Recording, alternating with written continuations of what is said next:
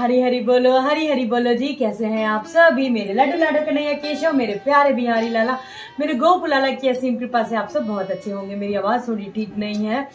आशा करती हूँ आप लोगों का भी मेरे लाला का जन्मोत्सव, जन्माष्टमी, नंद उत्सव बहुत हर्षोल्लास के साथ मना होगा। खुशियां ही खुशियां आपके जीवन में यूं ही बरसती रहे और बहुत आनंद आया होगा। अब जो है एक नहीं, अभी तो बहुत बड़ा, अभी तो मेरे लाला का बहुत ही महत्वपूर्ण और बहुत ही हर्ष उल्लास का जो मेरी लाडो की राधा अष्टमी आने वाली है, अभी 15 दिन में पड़ेगी वो, उसकी भी पूजन विधि मैं आपके साथ में शेयर करूंगी। आज मैं आपके साथ में शेयर करूंगी कि लाला की जो छठी मनानी है भाई, जन्मोत्सव और नंद उत्सव के बाद में मेरे प्यारे लाला की छठी उत्सव मनेगा। कैसे मनानी है, कब मनानी है जी। तो जिन लोगों ने 6 तारीख को जन्माष्टमी मनाई है वो 11 तारीख को लाला की छठी मनाएंगे। जिन लोगों ने 7 तारीख को जन्माष्टमी मनाई है वो लोग 12 तारीख को लाला की छठी मनाएंगे। कैसे छठी मनानी है, किस समय बनानी है, क्या क्या व्यंजन बनेंगे, देखिए किस समय बनानी है वो आपके घर में जो भी रीति रिवाज होते हो, जब आपके घर में छोटे बच्चे का, जब आप लोग जैसे छठी उत्सव मनाते हो उसी तरीके का बनाइएगा। चाहे आपके यहाँ पे दोपहर में होती हो, चाहे आपके यहाँ शाम को होती हो। हमारे यहाँ जो मैं मनाती हूँ वो लाला की छठी थोड़ा दोपहर में मनाती हूँ। स्नान वगैरह मैं तभी कराती हूँ लाला की छठी, जैसे 12 बजे तक अगर मैं पूजा कर रही होती हूँ तो स्नान वगैरह मैं उनको पहले ही करा चुकी होती हूँ। नए वस्त्र धारण कराती हूँ। जो कुछ महत्वपूर्ण चीजें हैं जिनका ख्याल रखना है, सबसे पहली चीज, लाला को उस दिन जो आपको धारण कराना है, स्वच्छ नए वस्त्र धारण कराइएगा। अगर नए ना हो तो आप शुद्ध करके भी धारण करा सकते हैं। दूसरी चीज जो आपको लाला को जरूर धारण करानी है वो है ये प्यारी सी नजरिया। लाला को नजरिया जरूर धारण कराइएगा। तीसरी चीज, उस दिन उनको काजल जरूर लगेगा भाई। काजल उनकी बुआ लगाती है। देखिए फिर बात आ जाती है कि आपने लाला के साथ क्या रिश्ता आपका है। यदि पुत्र भाव से सेवा कर रहे हैं, आप पूजा कर रहे हैं, तो आप पुत्र भाव से सेवा में जो आपकी अगर आप मैरिड है तो आपकी जो नंद है, मतलब उनकी बुआ जी, उनसे काजल लगवाएं।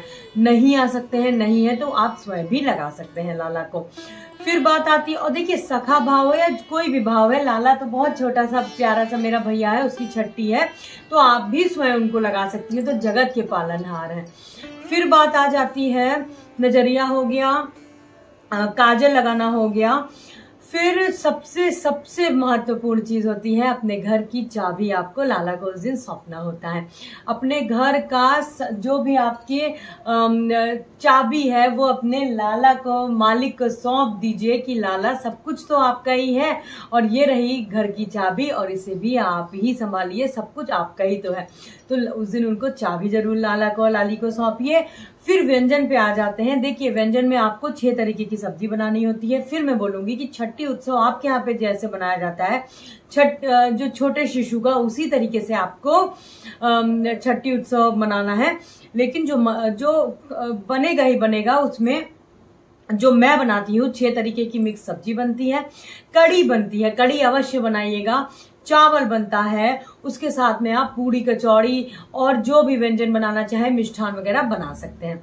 कढ़ी चावल का जो भोग होता है अति महत्वपूर्ण भोग होता है। आप लाला को पहले भोग लगाइए और उसको प्रसादी रूप में सभी को वितरण करिए। आपके जितने रिश्तेदार हैं, जितने भी भक्तगण हैं, सबको कढ़ी चावल जरूर बांटिएगा, बिल्कुल हर्ष उल्लास के साथ जी। तो बड़ी बहुत ही सरल तरीका से, देखिए मैं हमेशा कहती हूँ 56 भोग नहीं 56 भाव से लाला की पूजन करें। और बहुत आपको सुबह जैसे उठते हैं, स्वच्छता से आपको अपना घर स्वच्छ कर लेना है भाई। लाला की छठी उत्सव है, रसोई आप पहले ही साफ कर लें और बिल्कुल स्वच्छता से आपको अपने रसोई में जो भोग प्रसादी है वो सारी चीजें मनानी है।